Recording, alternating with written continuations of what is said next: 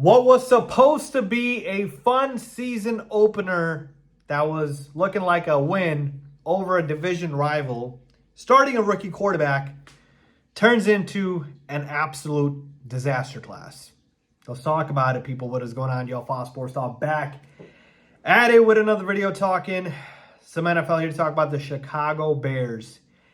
And here to talk about their week one loss to the Minnesota Vikings, which is still not registering to me. Like, I still can't believe the Bears lost that game. And it took me a little while to kind of process it, just because of the shock factor. I mean, when you talk about having the game locked up, that's how that felt like. I'm not going to say throughout the entire game, but for a good portion of it. And then to just give it away in the fashion we did. Bears football is so back. Now look, it's week one. I am not panicking. Let me repeat. It is week one. I am not panicking. If the panic button is right in front of me, I am not pressing it. Okay, but we obviously got to talk. We obviously got to play the blame game here and talk about what the heck went wrong here on a game that we should have won.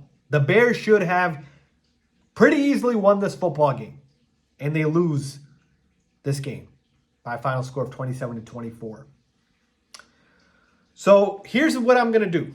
All right, I'm basically going to break up the blame here into three parts, and then we're going to rank it. We got obviously Caleb Williams, we got Ben Johnson, and then we got the defense. All right. So let's just start where everybody wants to start. Caleb Williams. How did Caleb Williams do today? So Caleb Williams started out guns blazing, coming out red hot. First drive for the Chicago Bears. They score a touchdown. Caleb gets his first career rushing TD. I mean, he is looking fantastic, running like a gazelle, out there throwing darts. I mean, he looks faster, stronger, better than last season, and just looked like a different player. At least for the first drive, he definitely did. Okay? And then you still saw glimpses of it, but it started teetering after that. Okay? And here's the thing with Caleb and this Bears offense. Yes, we know it is going to take time. Ben Johnson's got a very complex offense. You're not going to go ahead and get it right away. We get that, right? But you had an ample amount of opportunities here to get the job done. And what I saw from Caleb today was there was some good, there was some bad. All right? It was a mixed bag. The good, told you guys, the rushing ability was awesome today. I mean, Caleb was outrunning defenders like crazy. They couldn't sack him to save their life. The Vikings defense were having a miserable time chasing down Caleb Williams. All right? He did make some accurate throws. He had some great balls out there that he threw to guys. And more importantly, I'm going to say this is a good thing because I know a lot of you guys might be saying this is a bad thing. Caleb was taking the check down more often than not. That was something he didn't do last season. Now, yes, I know there were times he shouldn't have. There were times guys were open and Caleb still taking the check down. But there is still some element of that improvement from, obviously, last season. But now for the bad. Okay? Caleb, too often, was missing the easy throws. A lot of these drives ended because Caleb wasn't throwing an accurate ball on fairly easy plays. We had the drive where, it was a screen pass, I believe, to Rome Odunze, and Caleb threw behind Rome. There was another play like that. I think, obviously, the defender got out in front of him. I think that was one of the Vikings defenders that I can't remember his name now, but he basically had tipped it, and it's like Caleb can't make it that easy for a guy to know where the ball's going, and obviously that play was kind of, dead from there. So there were inaccuracies showing up here that we really need to clean up. All right, Caleb Williams right now, we cannot say he is an accurate quarterback. He needs to show it more. Now, there are times he is accurate, but it is not all the time. All right, in fact, let me talk about these drives real quick because I think this will really, really surprise people because it certainly surprised me. All right, we all watched the game, right? But when you just take into the totality of the drives, it is crazy how the Bears did not win this game. So the Vikings start out with a 3-and-out. All right, the Bears get a touchdown, right? Caleb Williams gets a touchdown on the Bears' first drive with the rushing TD, 7-0 Bears. Okay, next play, Vikings don't score. Next drive, I mean.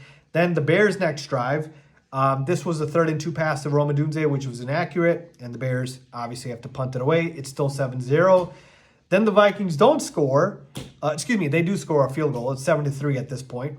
And then Caleb, on the 3rd drive for the Bears, on 4th and 3, can't convert with DJ Moore. This was when Ben Johnson went for it on 4th down on the Minnesota 24. I didn't hate this play. I didn't hate it. Obviously, you could have taken the field goal, but we'll get to the Cairo in a minute here. I did not hate this, but I hated the play call. So I'm going to be critical of Ben Johnson here. There was nothing easy here. We're looking at DJ Moore for this play, and it didn't feel like it was something that, I thought was, oh yeah, it's 4th and 3. I got a guaranteed play to dial it up for the conversion there. So the Bears obviously don't convert there on 4th and 3, and now at this point you don't even get the field goal. Vikings get the ball. All right, they don't score still. It is still 7-3 Bears. 4th drive, Bears 3-and-out. This was a Caleb scramble that he couldn't convert. 7-3 still Bears. Then the Vikings again don't score. And then now we have Cairo Santos get a field goal on a field goal drive for the Bears. It is 10-3. And then right before the half, I don't know how the hell the Vikings were able to get this with a completion to Jalen Naylor. And then Will Ratchard, their kicker, gets a 59-yarder in Soldier Field of all places in Chicago, Windy City. 10-6, Bears are still up. Okay? And then coming out of halftime, the Bears go 3-and-out, and then I think it was J.J. McCarthy throws the pick 6. I don't know if it was before the Bears drive. No, the Bears did get the ball first. They go 3-and-out. J.J. McCarthy throws a pick 6. Now it's 17-6 Bears. Okay? 17-6 Bears. And then here we go, 7th drive, 3rd and 13, throw to Loveland for 4 yards. Doesn't get it. Didn't really get that. If I was more the play caller or Caleb there, but obviously not great. And then after that, the Vikings don't score. And then the Bears, this time, do get to the Minnesota 32. This was the disastrous drive where we kept backing up. Somehow we did get the chunk back, if you will. It was a lot of penalties, a lot of just, shooting yourself in the foot. But this is where Cairo Santos had, I think, a field goal attempt here that he missed. I forgot if it was a 50 or 49-yard attempt. So he misses that one. So the Bears are still up, by the way, 17-6. All right, and we're in the 3rd quarter here. And then the Vikings here now start to assert themselves. And it's like you can only keep a team down for so long. Even a guy in J.J. McCarthy who was playing like hot garbage. I mean, you should have seen the comments people were making him on social media. Like, he looked absolutely awful, okay?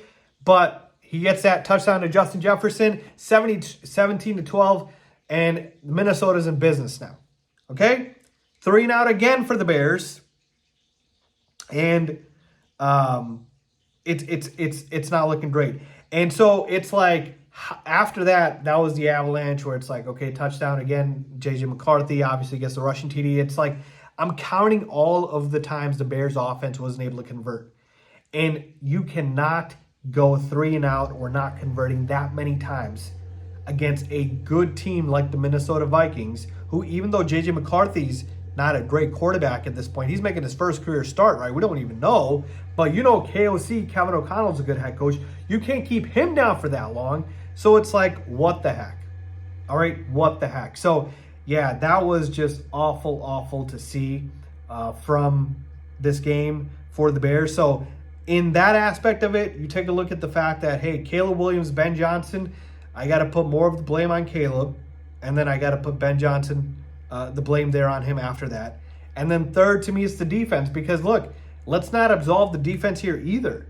All right? Yeah, they played great for 3 quarters. They were awesome. But in the 4th quarter, the Vikings scored 21 points. Okay? 21 points. A lot of points there. And then, of course, Cairo Santos, obviously, that field goal was costly, the one that he missed, and he's usually money. And by the way, when we're trying to obviously conserve as much clock as possible, why did Cairo Santos not kick out of the end zone so that they obviously don't have the clock continuing? we kick it off, and then they basically get the football, and then they bring it in, and the clock keeps going. Ben Johnson's smarter than that. I can't imagine Ben Johnson not knowing that decision. So that was also frustrating. But overall, folks, like, the Bears lost this game way more than the Vikings won this game. I mean, if I keep giving another team multiple chances to grab something out of my hands, eventually they're going to grab it. That was a collapse by the Chicago Bears. Caleb Williams needs to be better. Ben Johnson needs to be better.